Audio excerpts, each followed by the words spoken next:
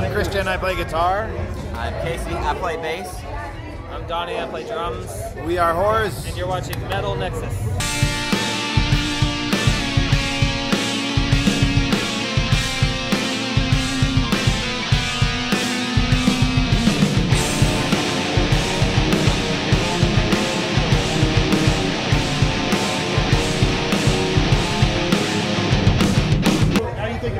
Went today.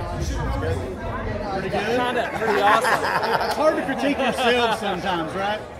Yeah. I mean, we're like, we played a show last night in Cleveland, and then like we're just like, right now we're kind of. Well, I know you recently played a couple dates with some friends of mine in the band Low Pan. Sure. Yeah. Jeff Martin's my homie. Scott and Jeff. Yeah, dude. Real good dude. Scott's slim, man. He's looking good. Oh, yeah. He's slimming down. I haven't seen him in a little bit. He's slimming down, dude. I'll have to let him know. Yeah. Yeah, they're our homies, man. Yeah, they're always great. And Jeff in the back, too. Yeah. He's been singing in the front lately. Really? Yep, he just switched it up. Yep. Maybe he's getting all that shyness in him.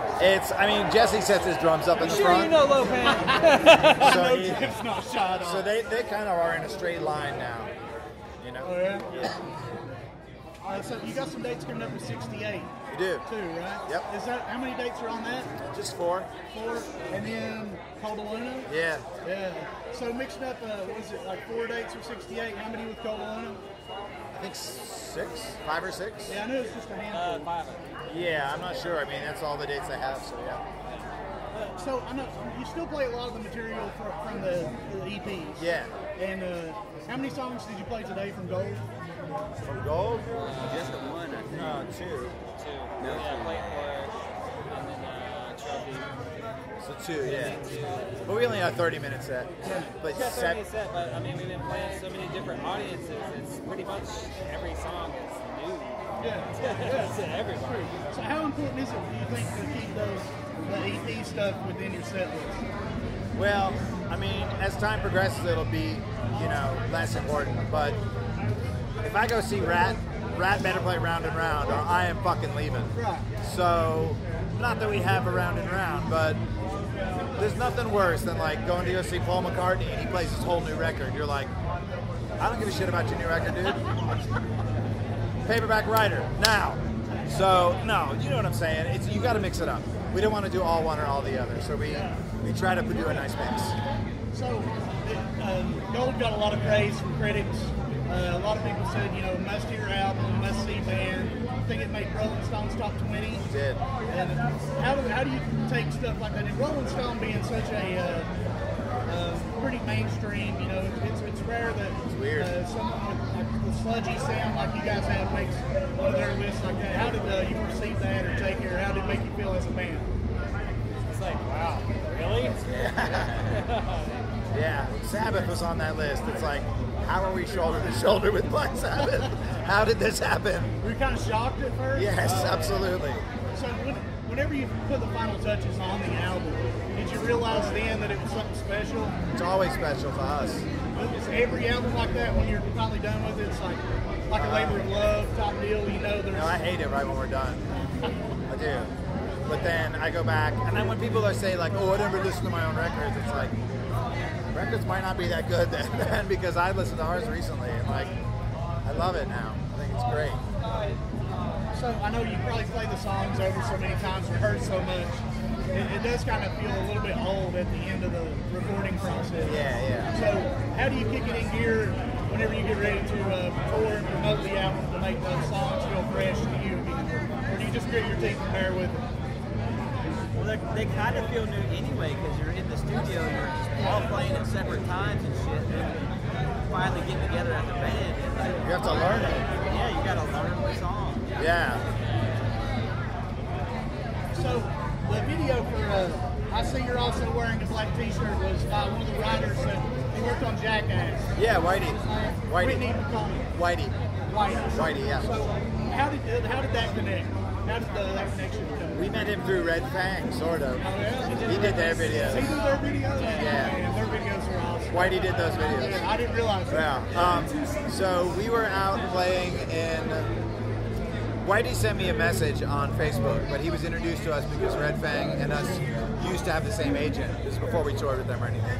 So he was like, yeah, I would love to do a video for you guys. This is before we had a record deal. And we were like, we don't have any money, dude. He's like, I'm not asking you for money. I love your band. I want to do a video for you. We were like, holy shit. It was this guy. And I went and looked it up and I was like, oh my God. He's done videos for like ZZ Top. Yeah. Right? And Red Fang and Iron Reagan and Superchunk. And like, it's crazy. So then we went out. We played in Portland where he lives with this band Retox that we did a tour with. And we met him. And then we got a record deal, and we had a video budget, and then Whitey flew to Atlanta, and we did a video with him. I feel like he can make magic with pretty much any budget. He's a cool dude. I mean, like, you can make it like Red Fang's video. You go to buy a bunch of milk or groceries or eggs, you know, and make something amazing out of it. Yeah, he's a creative guy, man. So is there any other videos in the works that maybe he's working with? Are you going to work with him in the future? Man, we would love to do another video. Yeah. We would love to. So, if you had to do another video off Gold, do you know what song it would be? We don't. Okay. And, yeah, I mean, we know there are certain songs that fans like. There are certain songs that we like individually. There are certain songs we like as a band. And if we can maybe be on a song that's on all three of those lists, then that's what we'll do.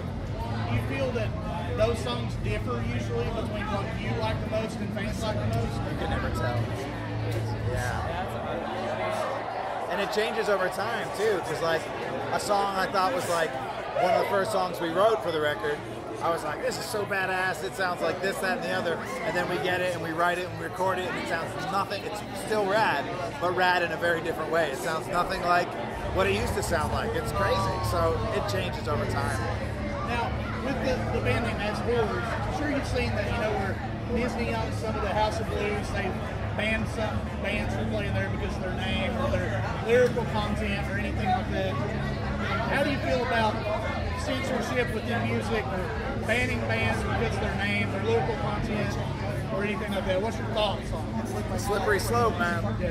Slippery slope. You're asking for trouble doing that. You could change our way of life. And we just did a tour in Europe for the first time with Big Business, who are a great band. And Europe is amazing. We had a great time. The shows are incredible. But it made me really appreciate America like I've never appreciated it in my life. And if we start talking about telling people what they can and cannot say, that will all go away. And speaking of Big Business, you got a date coming up with Melvin's too, right? Of course. Well, and is that a festival or is that a one-off date? We are playing with Melvin's at a festival in like 2 weeks. Where's it at? Minneapolis. Who else is on that lineup? Mudhoney. Yeah, that's it. I knew there was somebody else maybe on that. Yeah. Now, you released the 2 EPs prior to Gold. Whenever you went into the studio or started writing, did you realize your next release was going to be the full length? It had to be. It had to be. We can't just put out, well, we could put out EPs forever, but to what end? You know, we had to do something that was a full record. So what do you think you're going to do next? Have you started writing any new material yet? Yeah, we just released a new song. Oh, did you? Yeah, it's a new song for that thing we're doing with Melvin's and Mudhoney. There's a record that comes out with that festival with all the bands on it. Okay. So we wrote and recorded a song for that, and it's already on vinyl. That's awesome. Yeah. I haven't heard it. It's on YouTube. Yeah, it's called Flag Day. Yeah. That's cool. I didn't know. Yeah, it's new. Now, within your sound too, I hear a lot of sludge influence and, you know, noise. Who would you say are some of your influences as far as individually as musicians? They're all different, which might surprise people. I kind of figured that because your sound kind of touches several different genres. Yep. So Good. I kind of thought you all had an iron in the fire. Yeah. So what would you say is yours? I like Melvin's a lot. I Hate God a lot, but I also like a lot of like 80s post-punk. So like Birthday Party, Bauhaus, Cure, stuff like that I grew up on, so I love that stuff. I love a lot of like 80s American hardcore. You know, Black Flag, of course, top 5 band for me. All over the map, you know. I definitely agree with you on I Hate God. Jimmy Bower's one of my favorite guitarists. Legends. Yeah. I mean, so glad to see Mike healthy again too. Oh yeah. Back with the band. Yep. It was good to see Randy and Phil step in for a moment, you know, to fill his void. But face it, Mike's the voice tonight. Mike's the man. So who would you say some of your influences would be? I don't know. I played guitar. I mean, forever. So, I mean, to say you haven't been influenced by Metallica, I mean, you can't say that. Growing up being 11 years old, listening to Metallica, you know, trying to play along. That was one of the big ones. Who would you say some of yours are? Probably mostly Zeppelin. Zeppelin? Yeah, I can hear that a little bit. Yeah, just play as hard as I can. And most of my influence comes from like Bonham. And I mean, some dudes you can tell like, that dude loves Bonham. His drums sound like Bonham. Like, you know, but I kind of just tune into where I like how they sound. I like the way he plays, so I mean, influence in what I do personally is. So once this touring cycle is over, those dates from 68, Catalina, what's going to go on next? Write, record, tour. Write, record, tour. Yeah, man. So do you know yet whether your next release is going to be an EP or full length? We're not sure. We were just had this conversation the other day because it's good to keep the fire stoked and keep releases out and keep sort of producing new material and kind of staying on people's radar. But at the same time, that's sort of Donnie made this point that's sort of putting words in your mouth and putting the cart before the horse. Like, let's just write the songs and we'll see what happens. But let's just get in there and write the songs. Just let everything kind of happen organically. Yeah, and not concern ourselves with stuff outside of this is a kick-ass batch of songs. So we'll focus on that first. The other stuff will sort itself out. Well, guys, I definitely appreciate your time. These guys are finishing up some tour dates in 68, Catalina. If you can make it to the festival in Minneapolis to see these guys alongside Melvin's, I definitely demand you do that. So guys, thanks so much for your time today. Thank you. Thank you.